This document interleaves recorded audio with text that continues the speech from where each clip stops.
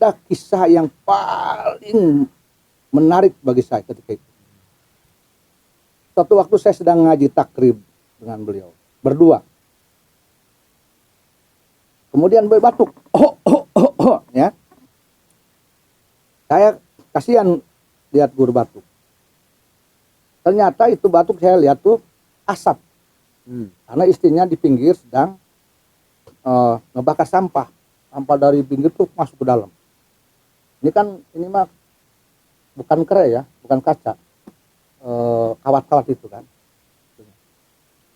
Nah saya bilang ke beliau, Mak, karena saya nganggap ini batuk ini asap, saya bilang, Mak, itu tutup aja ya supaya asapnya jangan masuk sama jangan batuk. Beliau belum jawab, istrinya di pinggir ngomong, iya Di, Abah mah lamun keasepan eta batuk. Kata istrinya, apa kata guru saya? Us, jangan nyalahkan.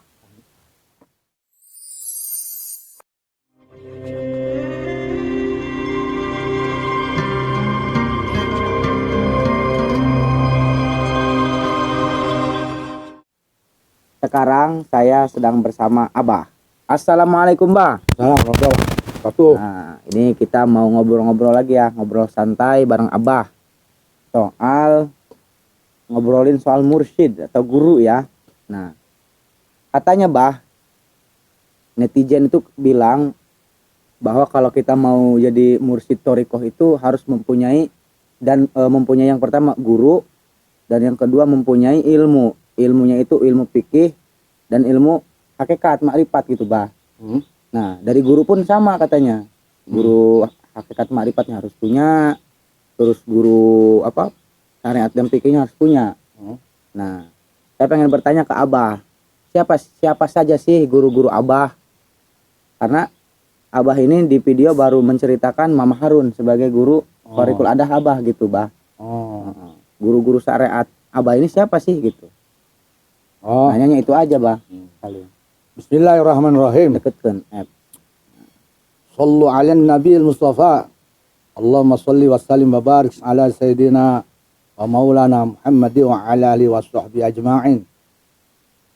Guru saya itu yang pertama kali mesantren sekitar tahun 87-88 itu bernama Kiai Solihin bin Idrus. Pesantrennya di Kampung Kabayan, Pandeglang, depan Manti Kamal. Beliau asli orang Kumalirang, Mantare. Ya. Beliau itu murid kesayangannya, kalau tidak salah, Syekh Sempu Gus Bakri bin Gus Seda. Beliau lama di pesantren di Purwakarta. Bahkan sebetulnya beliau mah menurut sebagian juniornya mestinya mah sudah jadi kiai, tapi karena saking cintanya ke Mama Sempul nggak mau boyong, nggak mau pulang walaupun sudah suruh pulang, karena ingin menyaksikan Syekh Sempur sampai wafatnya, ingin urus sampai wafatnya. Nah saya tuh ke beliau kalau tidak salah megang-megang kitab, memegang ngaji mah bisa, kali mengamalkan.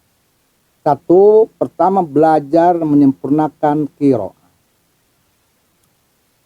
Yang kedua belajar ilmu al-kalam. Walaupun nggak bisa, nggak bisa, ngerti nggak. Kemudian usuluddin. Kemudian fikih, takrib. Kemudian tasawuf. Dan ada beberapa aurad ma'rifatan. Tetapi saya kepada beliau lebih banyak mencontoh perilakunya dalam ketasawufan. Kenapa sebabnya? Karena beliau itu di daerah Kampung Kabayan terkenal kiai tasawuf. Apa tasawufnya? Pertama, Syekh Solihin itu kalau sakit tidak pernah mau dibawa ke dokter, tidak mau minum obat-obat dokter. Saya pernah menyaksikan beliau batuk-batuk, saya tersentuh, saya beli obat ke pasar Pandeglang. Obat batuk saya berikan, dipegang, diminum enggak. Berapa kali. Yang kedua, ketasawufan beliau, kalau di Kampung Kabayan ada yang tontonan semacam organ tunggal atau jaipongan, beliau itu akan meninggalkan pesantrennya, pondoknya. Beliau akan ke saudaranya di Gunung Karang, menghindar sampai selesai acara. Yang kedua, beliau tidak bicara terang-terangan mengharamkan speaker, tidak.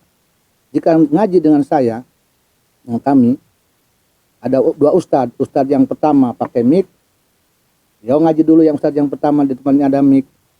Setelah ustadz yang pertama pakai mic, nanti beliau disuruh untuk baca kitab. Nah, mic ini oleh ustadz yang ini digeserkan ke depan guru saya. Nah, guru saya ini tidak menyingkirkan kasar. Ngaji kitab, geser dikit. Ngaji lagi, mic-nya geser dikit, sampai mic itu jauh. Jadi tidak mengatakan haram mic, tapi beliau tidak pakai mic, tapi digeser sedikit-dikit. Yang selanjutnya, seringkali saya melihat beliau itu hanya pakai bakiak atau sendalnya dari bahannya. Dan peci beliau jarang bagus. Jarang banyak ngomong. Beliau sorban itu jarang dipakai. Imamah itu jarang simpan sini. Dimasukin ke dalam, tutup pakai koko. Kalau jalan dengan saya. Jadi suatu ketika saya ke Lebak, ke Rangkas dengan beliau sholat. Jadi ternyata sorban itu pas mau sholat dibuka, disimpan buat sajadah. Sorban bukan di sini, buat sajadah, buat sujud. Dan beliau orang yang sangat sederhana sekali. Kadang-kadang dari Kumalirang jalan kaki ke Kabayan itu dengan manggul pisang, pakai peci biasa, nggak kelihatan ustadz, kiai. Padahal kiai di Pandai yang tahu itu orang pintar. Bahkan kalau tidak salah Abu Yadim Yati pun mengakui, Abu Ya Bustami pun mengakui. Ya itu. Jarang banyak ngobrol. Dia hanya ngopi, tidak ngerokok. Ada kisah yang paling menarik bagi saya ketika itu. Suatu waktu saya sedang ngaji takrib dengan beliau. Berdua. Kemudian beliau batuk. Ya. Saya kasihan lihat guru batuk. Ternyata itu batuk saya lihat tuh asap. Karena istrinya di pinggir sedang ngebakar sampah. Sampah dari pinggir tuh masuk ke dalam. Ini mah bukan kere ya, bukan kaca. Kawat-kawat itu kan. Nah saya bilang ke beliau, "Ma, karena saya nganggap ini batuk ini asap," saya bilang, "Ma, itu tutup aja ya supaya asapnya jangan masuk, sama jangan batuk." Beliau belum jawab, istrinya di pinggir ngomong, "Iya Di, Abah mah lamun keasepan eta batuk." Kata istrinya, "Apa kata guru saya?" "Us, jangan nyalahkan." Jadi di ngaji, itu asap tidak disingkirkan, tetap aja asap terus, terus saja, dan tidak boleh oleh saya ditutup. Itu yang sangat terkesan sampai sekarang. Nggak bisa dilupain ya. Belum pernah saya melihat ahli tahsus seperti itu. Ada lagi keanehan yang diyakini oleh seluruh masyarakat Kampung Kabayan. Guru saya ini kan dulu mah zaman bikin KTP di kecamatan. Setiap setahun sekali ke kecamatan untuk difoto karena bikin KTP. Selama itu belum pernah ada foto yang jadi. Sampai wafatnya guru saya mah tidak punya KTP yang berfoto. Tidak bisa difoto. Sampai sekarang. Itu ya. Yang terjadi lagi disaksikan oleh saya. Suatu ketika saya pamit, Mak, saya mau ke Panimbang, mau undangan teman saya di Panimbang. Saya juga katanya, di punya teman kiai di Panimbang, ayo Mak ikut dengan saya. Nah, saya mah doib di, katanya. Jangan Mak, jangan takut. Nanti ada ongkosnya. Ya, ikutlah dengan saya. Naik mobil bus dari Pandeglang ke Karogong. Saya duduk berdua dengan beliau. Keanehan, yang lain ditagih, kita dia lewat. Ya, saya ngomong, Mak. Kan dia ditagih, Mak. Biarin. Tagih, udah. Saya masih belum kagum, karena mungkin kebetulan. Itu bus berhenti di Torogong. Nah, di Torogong ke Panimbang harus pakai mobil call. Masuk lagi saya ke mobil call. Udah penuh tuh.